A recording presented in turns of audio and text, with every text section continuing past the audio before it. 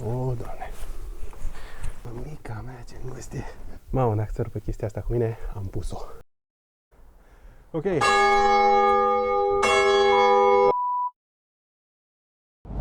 Salutare, dragilor! Astăzi mă aflu în Hărman și urmează să vizitez unul dintre cele mai interesante obiective turistice din zona Brașovului. Hai să-i dăm drumul!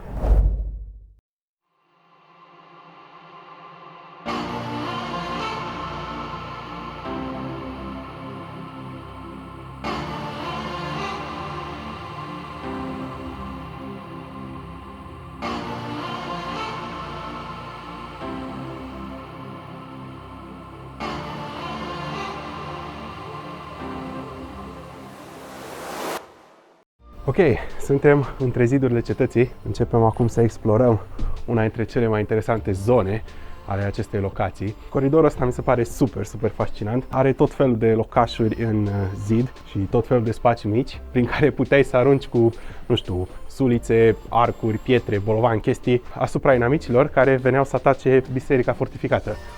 Bine, am putea să-i spunem cetate în toată regula, la cum arată. Spațiul e destul de strâmt și imaginează-ți să fii aici cu armura pe tine, alături de alți câteva zeci sau sute de soldați. Nu era tocmai plăcut și confortabil.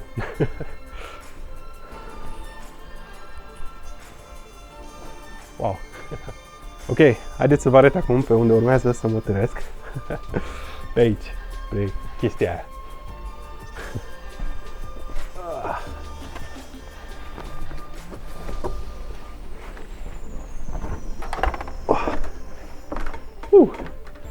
Hai, cu greu am trecut. Și sunt acum în interiorul unui turn. Această fortificație, această biserică fortificată are nici mai mult, nici mai puțin de 7 turnuri. E ceva. Ok, hai acum să văd cum naiba ies pe gaura aia mică pe care am intrat.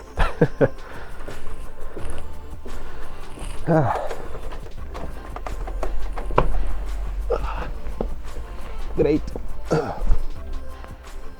Ok, tocmai am ieșit de acolo, din găurica aia și urmează să mă duc pe aici, pe altă găurică. Jesus.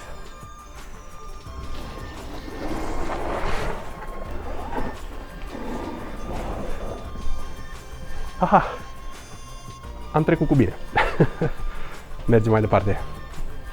Aici suntem întâmpinați de niște scări destul de interesante, multe la număr și abrupte. Noroc că noi de data asta coborâm și nu trebuie să le urcăm.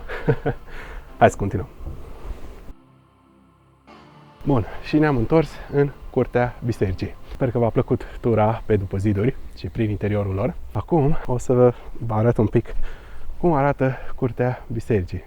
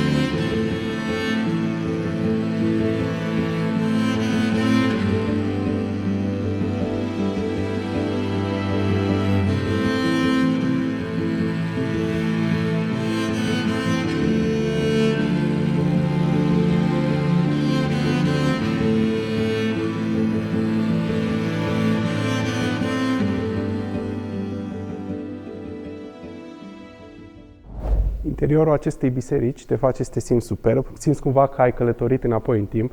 Este foarte bine conservată și arată incredibil. Din ce am înțeles, băncuțele care sunt aici sunt pe la 1700 și ceva și orga aceea de sus, la fel, este din anul 1700 și ceva.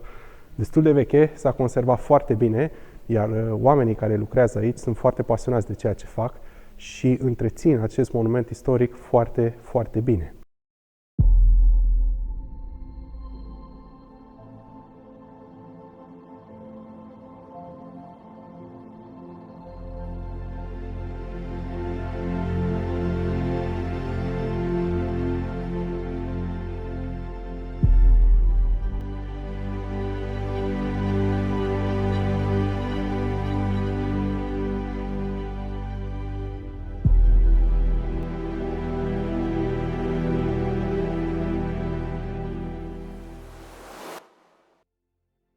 Ok, în spatele meu se află urcarea în turnul cu ceas de la această biserică fortificată și din ce am înțeles este cel mai înalt turn al unei biserici fortificate din această zonă, din țara Bârsei. Hai să ne aventurăm să vedem cum e înăuntru.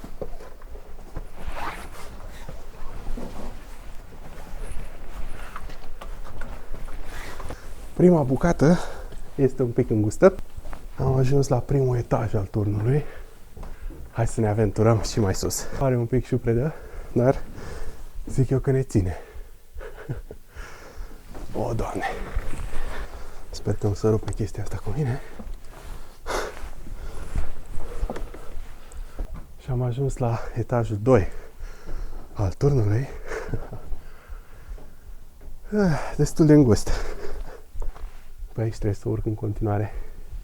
Mamă, dacă să rupe chestia asta cu mine, am pus-o. Mămica mea, ce îngust e. Trebuie să mai slăbesc.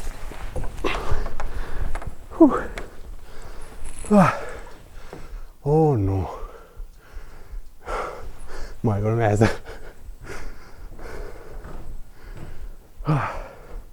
Când cream că a scăpat, ia uite acolo. Încă una.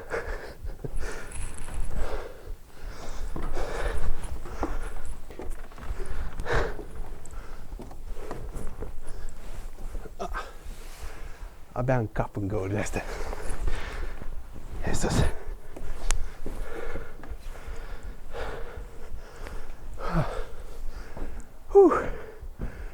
Doamne! Am ajuns în vârful turnului. Simt că mor. Dar ce fain poate să fie. Musai să vedeți și voi.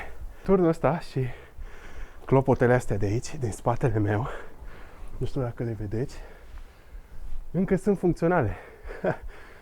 Și să sperăm că nu or să fie trase cât sunt eu aici, pentru că o să-mi facă capul praf. Așa că n-am foarte mult timp aici, că dacă începe să tragă clopotul, o să rămân fără auz. Ok.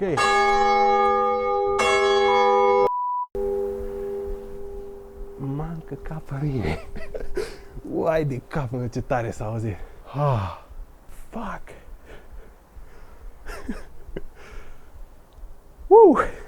Asta da senzație. Asta da senzație. După cum puteți vedea, clopotele din spatele meu sunt funcționale. Așa că dacă urcați pe aici, luați-vă și niște doape de urechi, pentru că o să ajute. Da, a meritat efortul pe deplin să urc în acest turn. Spațiul este un pic îngust, bine, și eu sunt foarte mare. Așa că, trebuie să te înarmezi cu un pic de curaj. Haideți acum să vă arăt cum arată priveliștea din acest turn.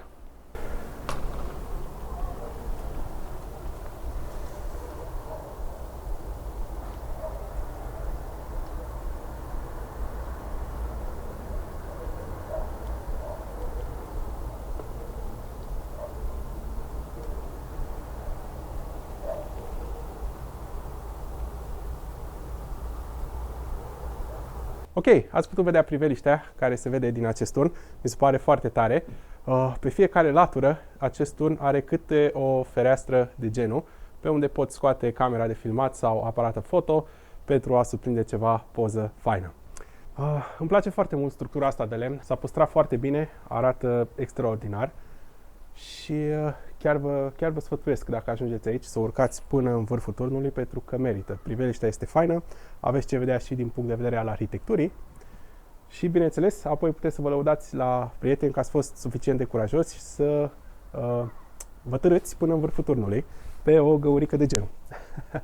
Da, e fain.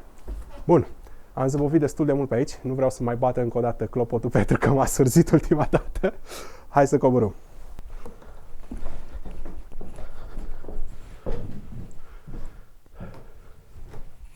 Tocmai ce am coborât din turn a fost o experiență foarte, foarte tare. Chiar vă recomand, dacă veniți să vizitați această biserică fortificată, musai să urcați și în turn până în vârf, pentru că priveliștea este extraordinară și chiar merită efortul. Și experiența în sine e foarte tare. Coridoare mici, înguste, scări abrupte, de lemn, ce poate să fie mai palpitant. Bun. Hai să ne mai uităm pe aici să vedem ce mai e de văzut, pentru că sunt multe lucruri de văzut, credeți-mă.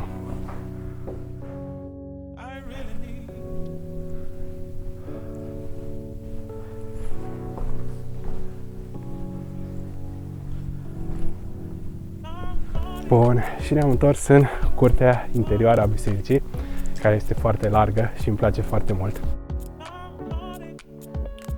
Aici există tot felul de cămăruțe, fiecare cu o tematică a ei, ca un fel de muzeu antic, să zic așa. În fiecare cămăruță găsiți tot felul de unelte și obiecte, însă una dintre cele mai interesante cămăruțe este aceasta, și anume turnul capelei. O să vedeți imediat de ce. Wow! E fantastic! Deci arată incredibil interiorul acestei capele. S-a păstrat fantastic în timp. Ceea ce vedeți în interior este pictura originală. Gândiți-vă că biserica asta a fost construită în secolul XIII, da? Undeva pe la 1225-1240 aproximativ. După cum puteți vedea, multe lucruri din perioada aceea s-au păstrat, printre care și această capelă în interiorul acestui turn. E fantastic. Neapărat, dacă veniți aici, să intrați și în interiorul acestei capele. Pictura de pe acești pereți este într-o stare incredibilă.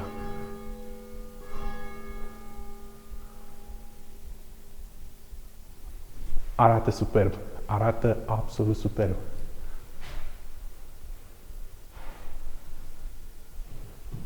Wow!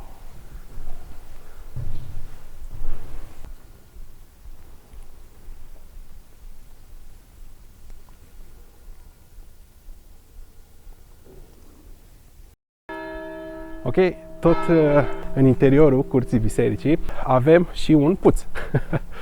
Un puț foarte, foarte fain, pentru că încă mai are apă înăuntru. Hai să vedeți. În interiorul lui, lumea a aruncat tot felul de bani și monede, probabil pentru a le aduce noroc. O superstiție destul de faină. Acest puț era foarte util, mai ales în timpul asedilor, pentru că, bineînțeles, ca să supraviețuiești, ai nevoie de apă. Această biserică are și ceva legături cu cavalerii teutoni, însă o să vă las pe voi să căutați mai multe pe Wikipedia și să vedeți exact despre ce este vorba. Bun, dragilor, cam asta ar fi clipul de astăzi.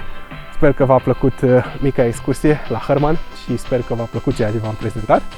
Dacă vreți să vedeți pe viu, puteți să veniți oricând să vizitați acest obiectiv turistic. Chiar vă recomand cu căldură. Este foarte, foarte frumos și chiar aveți ce vedea. Biletul nu este scump deloc, undeva la 10 lei intrarea, ceea ce mi se pare un preț foarte rezonabil pentru câte aveți de văzut aici. Bun, sper că v-a plăcut și până data viitoare să ne auzim cu bine. Pa!